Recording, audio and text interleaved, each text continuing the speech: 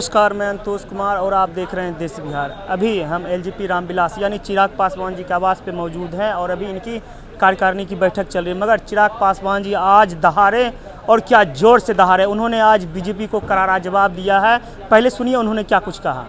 कि सैनी जी ने जिस तरीके से ट्वीट किया, या राजद के नेता हों, कांग्रेस के नेता हों, एक विषय क्लियर है कि ये तमाम लोग जिस तरीके से मेरे नेता आदरणीय रामविलास पासवान जी और तमाम महापुरुषों की तस्वीरों के साथ, उनकी मूर्तियों के साथ जिस तरीके से उनका अपमान किया गया, भाई मैं बार बार इस बात को दोहराता हूँ, मैं पुनः दोहराता हूँ कि चिराग पासवान के घर खाली करने की वजह से कोई नहीं आ रहा है। चिराग पासवान को खुद को इस बात का कोई एतराज़ नहीं है कि भाई घर खाली हुआ, आज नहीं तो कल मुझे खाली करना था। जिस चीज़ के लिए मैं एलिजिबल नहीं हूँ उसको मैं रख नहीं सकता हूँ। मैं खुद लॉ मेकर हूँ, मैं कानून से कभी खिलवाड़ नहीं करूँगा, तो वो वैसे ही मेरा हक नहीं बनता था। आज नहीं तो कल, आप नहीं कल मुझसे खाली कराते, मैं आज खुद कर देता।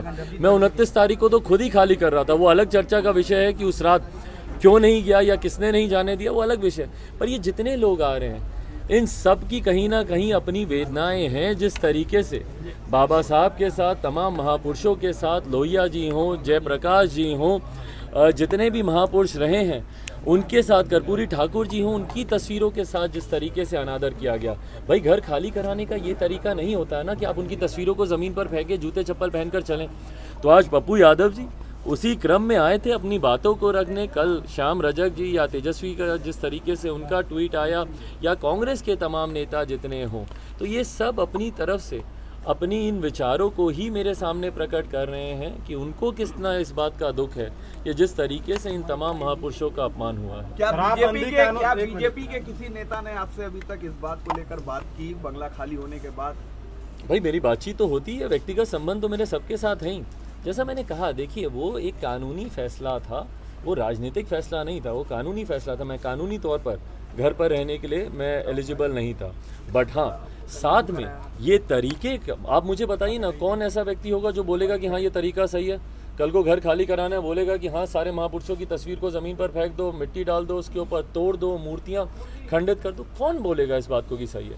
तो यकीनन जिनसे मेरे व्यक्तिगत संबंध हैं उन सब ने भी इस पे अपनी प्रतिक्रिया दी है। आक्रोशित तो सब हैं भाई, मैं सिर्फ एक समाज की ही बात नहीं करूंगा। मुझे नहीं लगता कि इन तस्वीरों को देखकर प्रदेश का या देश की कोई भी ऐसा संवेदनशील व्यक्ति होगा जो इन तस्वीरों को देखकर आक्रोशित ना होता हो। शराबबंदी कानून में संशोधन किया गया है कि अब अगर कोई शराब पीकर पकड़ाएंगे तो उन्हें 2000 से 5000 रुपया फाइन देना होगा। भाई ये एक ऐसा कानून है जो निरंतरता में संशोधन पे संशोधन, कार्रवाई पे कार्रवाई, बैठक पे बैठक, समीक्षा पे समीक्षा, धरातल पे क्यों नहीं उतरता? ये मुख्यमंत्री नीतीश कुमार जी बताएं ना, विफलता कहाँ है?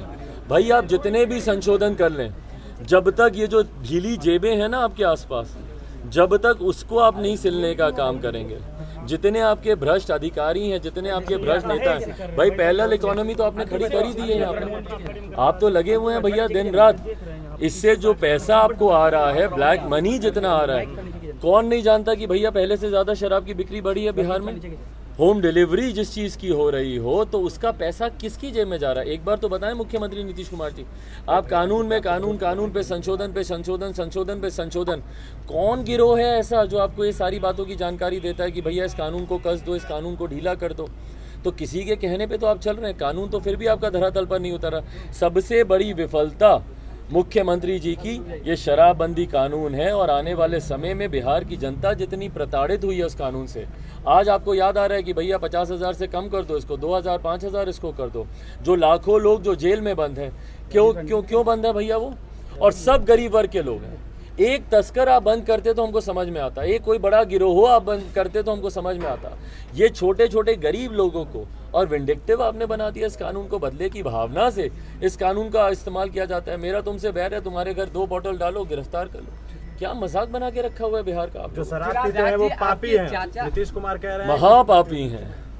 मुख्यमंत्री जी यही बोलते हैं ना। हिंदुस्तानी भी नहीं है, हिंदुस्तानी भी नहीं है। सर्टिफिकेट देंगे कि कौन भारतीय है, कौन बिहारी है, नहीं है।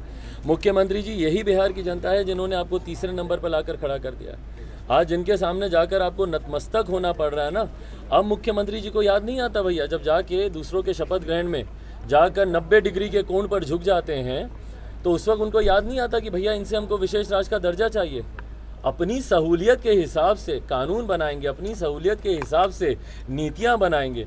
जब इनको विशेष राज्य के दर्जे की ज़रूरत होती है तो उसकी मांग उठाएंगे, झुंझुना दिखाएंगे, क्योंकि उत्तर प्रदेश में चुनाव चल रहा है। आज क्यों नहीं बात करते? आज इनको उस वक्त सब इनको महापापी लगता है, ठीक है, कि भैया जो शराब पिएगा वो सब महापापी है। तो जब उसमें जब कोई मरता है तो जिस महिला को ये अपना वोट बैंक समझते हैं, कम से कम उनके पास तो जाके खड़े होइए। क्यों कानून बनाया था आपने? महिलाओं के लिए बोल के आपने कानून बनाया था ना। तो आज जब किसी आदमी का जब निधन होता है जहरीली शराब पीकर, तो महिलाएं मरती हैं। तो अपनी सहूलियत से एक पक्ष ठीक लगता है, अपनी सहूलियत से वही पक्ष आपको खराब लगता है। ये सहूलियत की राजनीति मुख्यमंत्री जी करना बंद करें। यही बात सीखी कि आप जिसके साथ रहें पूरी ईमानदारी के साथ रहें, और पूरी ईमानदारी के साथ मेरी ईमानदारी पर भले आप लोग कभी तंज में मुझसे सवाल पूछें, पर इतना तो आप लोग मानेंगे कि मेरी निष्ठा और मेरी ईमानदारी में तो कहीं कमी नहीं थी। धोखा मुझे सामने वाले ने ही दिया, मैंने धोखा तो मुझे सामने वाले ने ही दिया। क्या मैंने किसी के साथ गलत किया? मैं तो ईमानदारी से अपना जो सीख मेरे नेता मुझे देकर गए थे कि भैया जिस भी अलायंस में रहो सीमेंटिंग फैक्टर का काम करो, जोड़ कर रखो इस अलायंस को, ईमानदारी के साथ रहो। मैं तो विपरीत परिस्थितियों में भी ईमानदारी के साथ ही भाजपा के साथ रहा। 2017 में जब रातों रात वो गठबंधन का हिस्सा बने, उस वक्त भी ये असहजता मेरे नेता मेरे मन में थी कि भैया मुख्यमंत्री जी ने हमेशा हम लोग के खिलाफ राजनीति की है।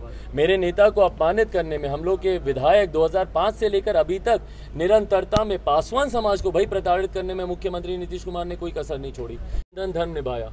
उस वक्त भी हम लोग असहज थे, अलग होना चाहते थे। प्रधानमंत्री अमित शाह जी ने, उस वक्त तत्कालीन भारतीय जनता पार्टी के राष्ट्रीय अध्यक्ष थे, वो मौजूदा गृह मंत्री, उस वक्त इन लोगों ने हस्तक्षेप किया और स्पष्ट कहा कि भाई आपका गठबंधन भाजपा के साथ है, हम लोग के साथ है, मुख्यमंत्री से आपको क्या लेना देना। हम लोगों ने तब से लेकर अभी तक विपरीत परिस्थितियों में भी भाजपा का साथ दिया। 2020 का चुनाव जब मैंने लड़ा, भाजपा के सामने मैंने अपने प्रत्याशी नहीं उतारे, तो भाई मैंने तो ईमानदारी से अपना गठबंधन, अपना फर्ज निभाया। अब सामने वाले की करनी है, सामने वाले के कर्म हैं जो उन्होंने किया नहीं किया। स्टार्ट कीजिए।